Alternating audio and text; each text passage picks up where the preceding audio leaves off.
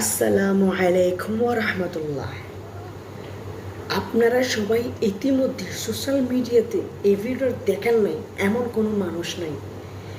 এই যে কুয়েতের একটি শেখের ছেলে তার মায়ের ডেবিট কার্ড নিয়ে মার্কেট থেকে সুপার মার্কেট থেকে ইফতারে কিনে বাঙালি পাকিস্তানি ইন্ডিয়ানি সবার মাঝে বিলিয়ে দিচ্ছেন, বুঝছেন?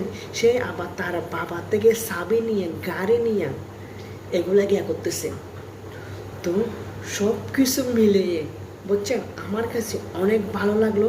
কিন্তু একটা বিষয় আমি ভাবতেছি কি জানেন, এত কম বয়সী ছেলে, 10 বছরের ছেলে, হ্যাঁ, সেই এখন থেকে যেভাবে গরিব দুঃখের পাশে দাঁড়াচ্ছে, আলহামদুলিল্লাহ। আমি জানি না সে বড় হলে আরও কত না কী করে।